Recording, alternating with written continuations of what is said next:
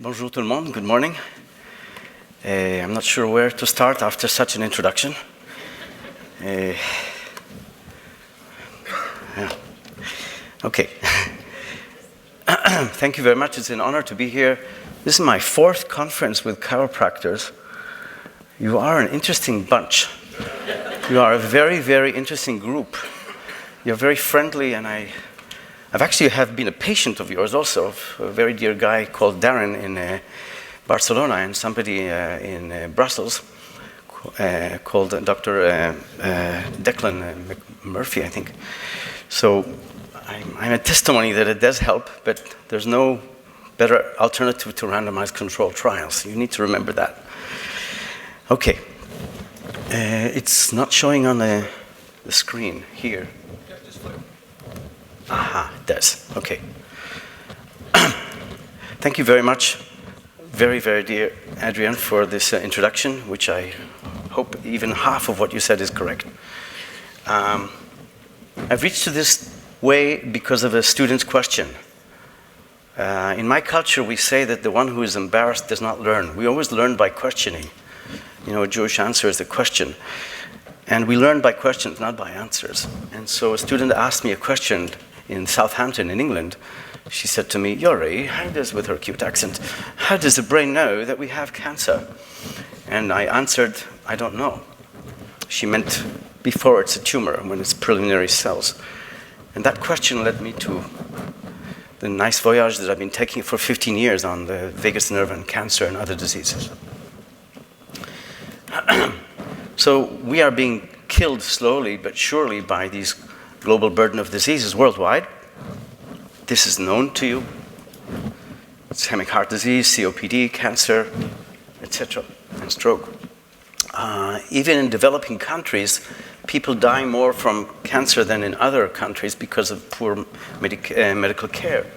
So we need to start thinking about cheaper and more efficient ways, and as Dr. Banabin said, salutogenic ways that rather than fighting risk factors, we should enhance resilience factors. A lot of these diseases have common behavioral risk factors. This is not new to you. And this is just an example of world prevalence of cancer. So it's in the developed countries, it's very high, but remember that in the developing countries, the mortality from cancer is higher. The opposite is with COPD. And the question is, can we actually find one resilience factor which predicts these diseases,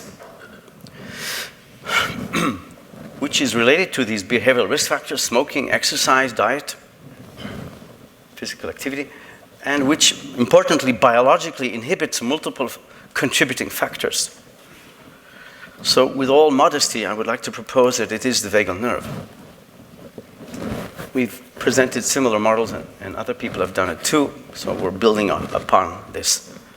So the vagal nerve, as you know better than me because you studied anatomy and I'm a simple psychologist, the vagal nerve is a major part of the parasympathetic nerve. Most of the time, the sympathetic and parasympathetic are opposing each other, but not all the time. And as you can see, of course, the vagal nerve innervates multiple vital organs, the heart, the liver, the lung. We measure its activity, and we'll see if this works. Yes, it does. We measure its activity by the intervals between the beats, normal beats, so this is your pulse, right? Number of peaks per minute. But the changes in between are under vagal control, the heart rate variability. And heart rate variability is very profoundly correlated with the actual activity of the nerve, of the vagus. And it's causal. So if you give sympathetic drugs, HRV does not change. But if you give vagomimetic drugs, HRV changes. Just to show you that it's a very salutogenic or resourceful parameter. So students were put under stress. It's not difficult to do. And they measured 3 systems: cardiac, diastolic blood pressure, hormonal cortisol, and immune inflammation. But they split them into baseline, high, and low HRV at baseline. What they found was, so this is diastolic blood pressure. Everybody, this is before stress, this is during the stress, and an hour later. So an hour later is about recovery. Resilience is about responding. You need to respond to stress. If there's an alligator coming in here, we need to respond to it, okay? But we need to know how to recover. Okay, I'm living in a country, our south has been now bombarded for the last 3 days. I was there, I went to help. When you get out of the place, you need to recover. You need to get out of that. And I'm coming to France, where the worst thing that can happen here is that the bottle of wine doesn't open on time. Okay? You have good problems in Europe. So what you find is that the people that recover fast from this, in diastolic blood pressure from the stressor, are people that their baseline heart rate variability is elevated. So people that, if you have a high vagal activity at baseline, you're going to recover. Your resilience is better. This is in diastolic blood pressure. This is in cortisol, a bit less clear. And look at inflammation. So these people never recover within the hour. These people do. So I view the vagal nerve as the Japanese pagoda. In several earthquakes in Japan, they realized that when several buildings collapsed, the pagoda did not. And it's because the pagoda rotates around its central beam and enables the building to move, shift, but then go back to how it was. That's what the vagal nerve actually does to us. It enables us to respond in multiple systems and then go back to how we were before. That's why I see it as a resilience factor. And there's evidence for that. I actually don't have the figure here, but we did a similar study where we looked at brain-immune communication. And again, so these were Japanese students, which is even easier to stress. And we, with a colleague Ohira, Hideki Ohira, they stressed the students, and they looked at brain ACTH, brain natural killer cell relation. And when we split the people into high and low HRV at baseline, it's fascinating. I'm sorry, I don't have a slide here. In the people that have high vagal activity, you see correspondence between the brain and peripheral immune and peripheral hormonal levels. But in people with low HRV, the brain and the body are almost like disconnected. It's like the brain is still on the weekend and the body is already on Monday. So again, the vagus also determines the synchronization between the brain and the periphery. So global burden of disease, I'm going to take you through 3 paths, please, on a Saturday morning. HRV predicts prognosis of all of these diseases, the onset and prognosis of these diseases. So first of all, you all know what is the metabolic syndrome is. We were just challenging now our metabolic syndrome in breakfast. Some of us were not resisting, some of us were resisting temptations.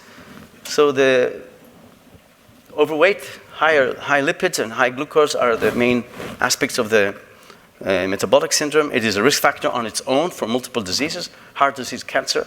HRV is inversely related to each of the components and to the full story. In fact, this, you can't see it here, but this is HRV, and this is the number of components of the metabolic syndrome. So the higher your HRV is, the fewer components you have of the metabolic syndrome. But this has profound public health meanings. And I'm happy to work with, and I'm honored to work with Dr. Adrian Van Den, who is a public health person and a chiropractor. This is a sad slide. In most departments worldwide, we do not measure in cardiology heart rate variability. Why? I don't know. Because universities and hospitals are very childish, I'm sorry to say. Very childish. This is published in the #1 leading journal in cardiology, in JACC, Journal of American College of Cardiology, as far as I remember. This is a meta-analysis of 21 studies, not 1, not 2, 21 studies, showing that the relative risk of dying after MI is 4 times higher if your HRV is low. You know, in epidemiology, we jump when there's a relative risk of 1.9. We throw a party if it's 2.4. Here it's 4. So I really think it's unethical not to measure people's heart rate variability in cardiology. It's an independent predictor of longer survival. Our group has done a systematic review it's actually also in 2018, and then Zhao has done a meta-analysis in cancer. Heart rate variability independently predicts longer survival in cancer. I'm going to show you now why we think it does. It also predicts tumor marker levels. So people with higher HRV at diagnosis of cancer, their tumor marker levels will go higher slowly. They will rise much slower. This is a study where we looked at pancreatic cancer. I think all of you know that this is one of the worst cancers. This is just from a 10-second ECG. A 10-second ECG, you can see that people with higher HRV live double of the time. Okay? So this is taken at time 1 near diagnosis, and their survival, of course, is later, looking at later, over a year and a half. Many of them died very fast, within weeks or months. And it's an independent risk factor. So even after controlling for all of these confounders, heart rate variability still significantly predicts survival in pancreatic cancer. In this study, I don't know if I have the slide here. No, I don't. In this study, we showed for the first time that the mechanism is by reducing inflammation, and I'll come back to this. The vagus nerve reduces inflammation, which most physicians do not know. Most biologists do not know. Okay, there's a whole domain called neuro-immunology, which for a childish reason is not taught in medicine and in biology. A reason I do not understand. Okay, there are several presidents here of schools around the world, in Europe and in the United States and UK. UK is still in Europe. Sort of like, right. And we need to teach our graduates neuroimmunology. It's really the hardware between the brain and the body. It's not science, hocus pocus. It's real science, okay? So in this study, we actually showed that when you enter CRP, C-reactive protein, into the equation, HRV does no longer predict, because HRV predicts survival by lower CRP, by lower inflammation, because the vagus inhibits inflammation. I'll show you soon. HRV is also a predictor of COPD and its complications. So what is the biological path? So I've showed you the epidemiological path, now I'm going to show you the biological path. I was told to keep it simple, but I don't know it much deeper than this. I'm a simple psychologist. A lot of these diseases begin by these three main mechanisms. There are other contributing factors, of course, in each of the diseases, but these three emerge in many of the chronic diseases. Oxidative stress, inflammation, and sympathetic hyperactivity.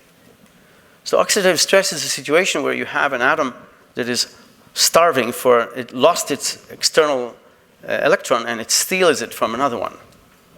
If it happens to be from a lipid, then the lipid becomes oxidized. That's what starts the chain of reaction inside the arteries. It's one of the factors that starts atherosclerosis, oxidation of lipids. In cancer, these atoms will steal something from our DNA. And if it's not repaired, there's DNA damage. That's what starts the process of carcinogenesis. One of the processes. This is just a graph showing that even in people with metastatic liver cancer, higher DNA damage predicts faster dying. So it's not only a predictor of the beginning of the disease, but it's a predictor of prognosis in cancer. What about inflammation? We're used to thinking about the immune system as something that protects us. That's only partly true. You see, the immune system is like your uncle bringing you, I suppose most of you are Christians, so bringing you a Christmas present which you don't like. And not only did they bring you a Christmas present that you don't like, but 10 of them. And that's really the inflammation. The inflammation is the immune system responding in the right way in the wrong context. So there are danger signals, in this case, mutations of the DNA or other danger signals, and the immune system, the innate immune system, macrophages, neutrophils, are running to help, but the cancer is using it for its own benefit. So the immune system has two roles in cancer. Some cells of the immune system attack the cancer. These are natural killer cells, cytotoxic T lymphocytes, CD8. But the other part, the more primitive part of the immune system, neutrophils and monocytes, actually contribute to the cancer by inflammation. And just to show you the evidence, this is a study done in the south of Israel in Rubicon Universiteit. These are mice that were given a cancer. So 90% of them will have metastasis.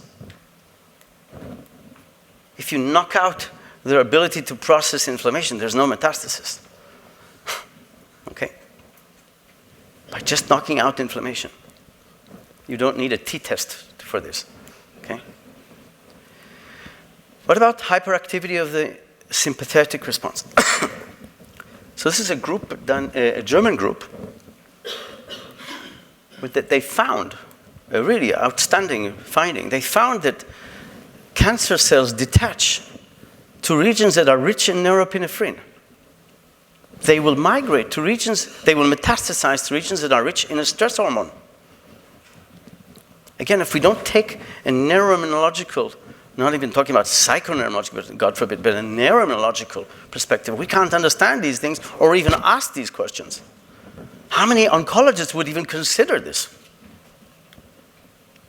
And the same group showed that you can reverse metastasis with a medication that I'm sure does not exist in France, UK, or US, called beta blockers. So it's not so simple. There have been some trials now running on this and not so successful. But obviously the sympathetic response is playing a role here. So now the question is, can we find one thing that reduces oxidative stress, reduces inflammation, and reduces sympathetic activity? So again, with all modesty, I'm proposing it's the vagal nerve. There are several studies showing that vagal activity is negatively related to oxidative stress. There's even an experimental study with cardiac cells showing that if you activate the vagus, you reduce oxidative stress. What about inflammation? I won't do this to you on Saturday morning, but we have several routes which are fascinating by which the vagus inhibits inflammation. This is a monocyte running around your body because of an infection or because of a cancer, God forbid, and it speaks cytokine language. The vagus understands it because it has a receptor for interleukin-1. Then it gets translated from French to English, whoever has the brain, okay? Or Arabic to Hebrew, or Hebrew to Arabic, again, whoever has the brain. And you have a IL-1 to acetylcholine. Acetylcholine triggers the hypothalamic pituitary adrenal HPA axis to secrete cortisol, and cortisol is anti-inflammatory. So this triggers the whole anti-inflammatory, it's called the vagal anti-inflammatory reflex. The other route is by the spleen. It's a bit more complicated and involves T cells that are in the spleen that represent the vagus and secrete acetylcholine. In both cases, higher vagal activity reduces inflammation. In fact, experimentally, you show it in people. You can reduce most cytokines and CRP by activating your vagal nerve, either in the ear or here, or electrically with an implanted thing. And in animals, you can give animals sepsis. The controls will die, and if you stimulate the experimental group, their vagus, none of the animals, or much fewer of the animals, die. And of course, the vagus reduces in a sympathetic response because it's parasympathetic. So the vagal nerve, as I showed you, inhibits all of these three biological factors. We think today that there are more factors like hypoxia. Hypoxia is where there's lack of oxygen, and some cancers actually favor and flourish under hypoxia. Of course, the vagus will reduce that because it is a vasodilatator. Okay. What about the behavioral path? Smoking, insufficient exercise, alcohol, diet. These are all risk factors for all of these global burden of diseases. You know this, I don't need to tell you that. This is a bit more complicated. The interplay between the vagal nerve and these health behaviors is bidirectional. So when you smoke, the HRV goes down. When you do exercise, temporarily your HRV goes down, but in the long term, your HRV goes up. A Mediterranean diet For all of you who do not know, this is called Homos. Okay? Come to Israel and I'll give you a lovely hummus. Every increase in the score of a Mediterranean diet increases your heart rate variability. Aerobic exercise increases heart rate variability. But it's bidirectional. It's bidirectional because you choose to eat 10 waffles and butter, or you choose to inhibit and do like what Adrian did and eat his healthy nuts and forest fruit next to me, because he has a very strong executive function. I'm going to revenge to you. He's a very smart person. He learned epidemiology. So he uses his executive functions, Adrian. Now, executive functions are frontal activity. They're positively correlated with HRV. People who don't have health behaviors have poor executive function. Obese people, alcoholics, smokers, the executive functioning is working less well. These regions. This is a meta-analysis. This is a meta-analysis of neuroimaging studies and HRV. You can see the correlation is very profound between frontal regions and HRV. There's a study done by Gillian Thayer, my colleague and friend from the United States. And executive function, those frontal regions, is negatively related to these unhealthy behaviors. It inhibits us from eating these delicious things, from smoking, etc. And indeed, several experimental studies show that if you activate your vagus, you can modulate unhealthy behaviors. So doing HRV biofeedback, so you just take a simple machine or an app that you can download, and you do deep breathing, which enhances your HRV within 8 seconds. Reduced food craving. We should do that before we eat lunch. I'm not saying we should not eat, but we should be careful what we eat. I need to reduce 5 kilos, 4. Vagal nerve stimulation given to animals made them lose weight. There are studies on all of these. So, this is my model, my simple model. So let's start in a mathematical way. We'll start from the end. These are the diseases we want to predict and try to prevent or treat. Obesity, metabolic syndrome, diabetic mellitus, ischemic heart disease, CVA, stroke, cancer, and COPD. These are the major killers. Chronic diseases, non-communicable major killers. What predicts them? Behavior. We can predict them and we can try to prevent the biological path. At the behavioral level, these are the risk factors: smoking, exercise, diet, etc. They are bidirectionally related to vagal activity via the executive functioning. At the epidemiological level, we predict these diseases inversely. So higher vagal activity predicts lower risk of these diseases or a better prognosis. And finally, at the biological level, the vagus reduces these 3 factors which contribute to these diseases otherwise. The vagus may slow down these horrible diseases because it slows down these contributing factors. What about the positive side of the moon? This is a study done, forgive me for all the vegetarians, and I'm also vegetarian, a study done in Japan in dogs where they were given an infarct. Controls have a 13% size of an infarct. So the infarct, this is the size of your heart more or less, 13% of the ventricle was infarcted. If you stimulate the vagus immediately after the heart attack, you reduce the size of the heart attack by 80%. If you wait an hour and a half, which is similar to a person coming to hospital getting help, and by the time they get to the ambulance, okay, etc., etc., etc., 60% reduction in the size of the heart attack. Now, these are dogs. I suppose that in humans it might be smaller, but still these are profound effects. Again, what are the public health implications of this? So I'm now in the process of trying to convince several cardiology departments in Israel to let's run a randomized trial in the hospital immediately.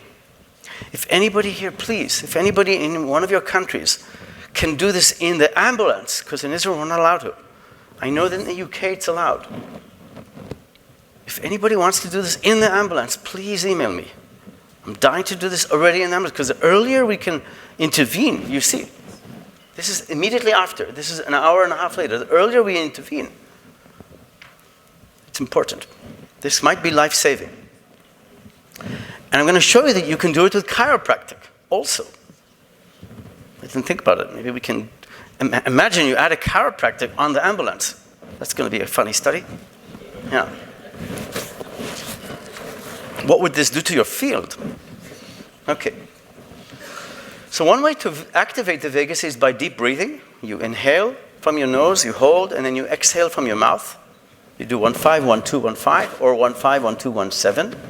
And every time you actually make it slower and slower. You keep, I don't know what I just did. Sorry. You keep it the same pattern, but you make it slower and slower, because the more you do it, your breathing is more relaxed. This increases your heart rate variability within 8-10 seconds. We did a small study in France. A student of mine was desperate to get his master's thesis fast, so I gave him this idea. We randomized people to do 3 times a day this for 2 minutes. Just twice, 3 times a day, 2 minutes. They got an SMS, a message, and the controls got an SMS saying, think about your stress. Try to reduce it, okay? Just awareness. And we measured perceived stress, physical symptoms, and decision-making. And on 2 of the 3, we had significant reductions. These are the controls, no change. This is reduction in stress, perceived stress in the experimental group over a week. And this is physical symptoms. No change in the controls, some but significant reductions in experimental. This is very preliminary because it's only 50 people, and a lot of these participants were family or friends of my students, so I don't know how real these results are. We did not find any effects on decision-making, although other studies show that vagal activity improves decision-making also. Now, a lot of you are treating pain. I'm going to try and show you that the vagal nerve is also responsible for our well-being. This is a large study done on US soldiers coming back from Iraq. By the way, American colleagues, it's not Iraq, it's Iraq. I don't know why you always say that. Okay, the country has a name, it's called Iraq. Like Iran, and not Iran. Okay, sorry, just...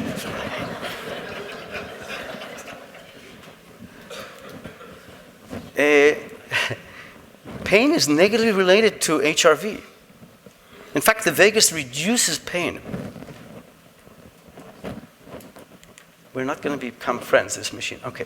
This is a randomized trial where they took people with chronic headaches and they stimulated the vagus with the gamma core device. It's here in the neck. These are the stimulation parameters, and it was a double-blind, placebo-controlled randomized trial. Don't remember how long it lasted. I think it was a few months. You can see this is a percent of improvement. So 35% almost improved. And the criteria was, I think, a 50% reduction in headaches. This is a very tough criterion. This is not my study. It was by Silberstein et al. And you can see, compared to controls, a very, very nice effect. I'm just going to show you a pilot study that we did. It's a very simple study. It's not a proper study, I'm ashamed to say, because we didn't have proper collaboration from the doctors. This was done in Brussels, my former job in the School of Medicine, the Vrije Universiteit of Brussels. And for a year and a half, we recruited patients with metastatic colon cancer. We wanted them to do vagal stimulation by biofeedback. So what you do is you have a small device like that. You put your finger in. It derives your heart rate, and from the heart rate, it derives the HRV, the change in the intervals. And you do deep breathing, and on the screen, you get some kind of biofeedback. There are many, many of these devices. It's not something so special. And you train people within a few minutes to do it. So the reward is that you see your HRV going up, and you also feel relaxed. So our experimental group did this for 3 months, every day, 20 minutes. And there's a Pinocchio detector inside, because it actually tells us if they did it or not. So this is just a graph showing that when you do 5-5 or 5-7, it goes up compared to baseline. And when you're telling people to relax in front of a calming movie, it doesn't do anything. It's like telling me to be tall. Okay.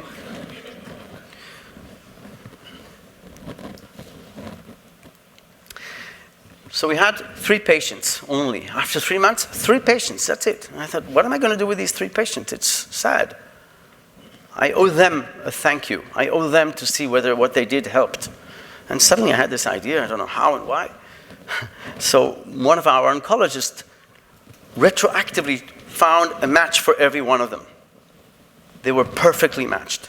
They all had colon cancer. They all had stage 4 metastatic colon cancer. They all got the same medical treatment. I repeat, 6 of them got the same chemotherapy. And then I more or less matched them on their baseline tumor marker, CEA. Okay, so they were very, very well matched, 3 and 3. It's not a good study. It's not randomized. It's retroactive, case control, matched case control. This is the average CEA of the 3 that did biofeedback. This is the average CEA of the 3 controls at baseline. So they're very, very well matched. This is just a pilot, but the results are very promising. So this is the tumor marker levels in orange, or I'm colorblind. I don't know what color this is. Every presentation looks to me different. There's no change, and this is red, I believe. You can see very nice reductions in CEA. It's almost even statistically significant with 3 and 3. But this is a very not serious study. But it's shouting to be replicated, and we're working on it right now.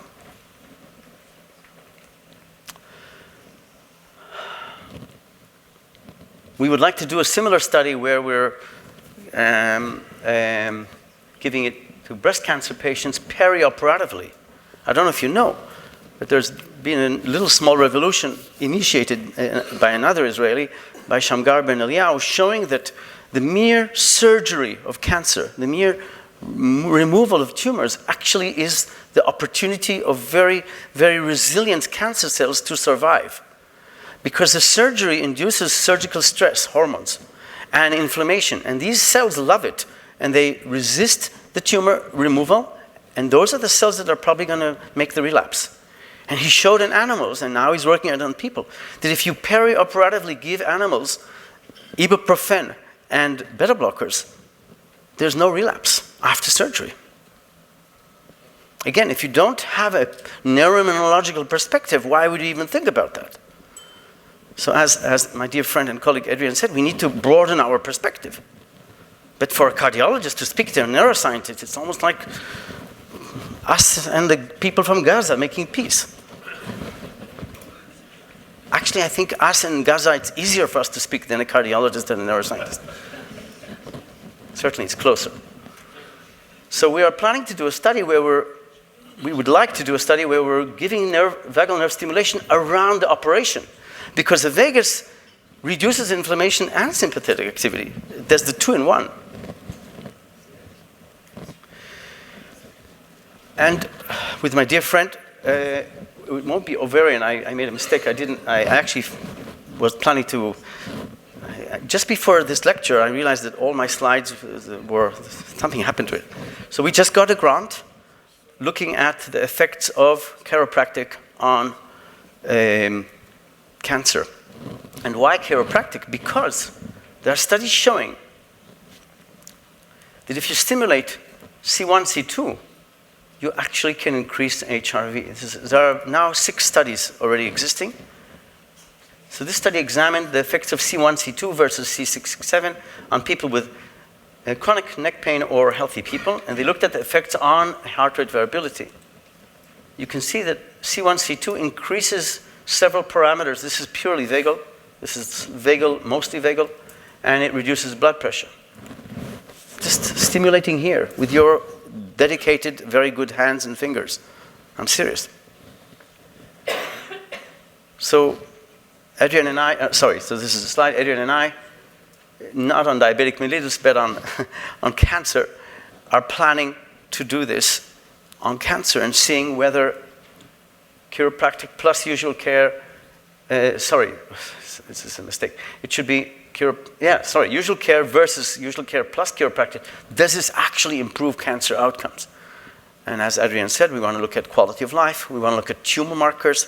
We're going to look at inflammation and maybe other factors, and of course, pain.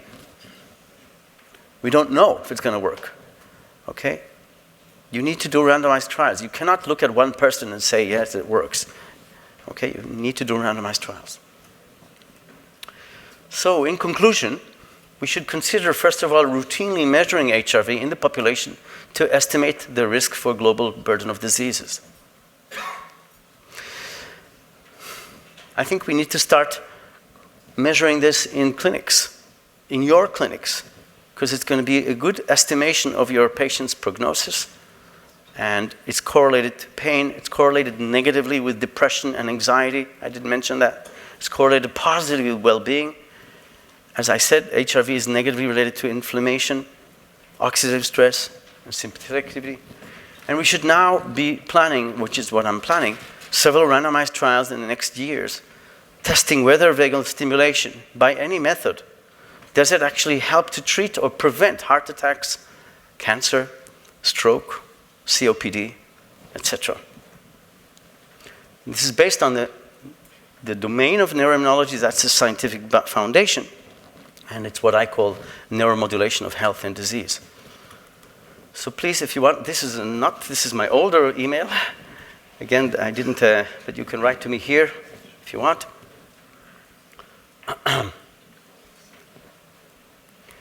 And I just want to thank several of these people from around the world. And this is a nice American expression. Thank you very much.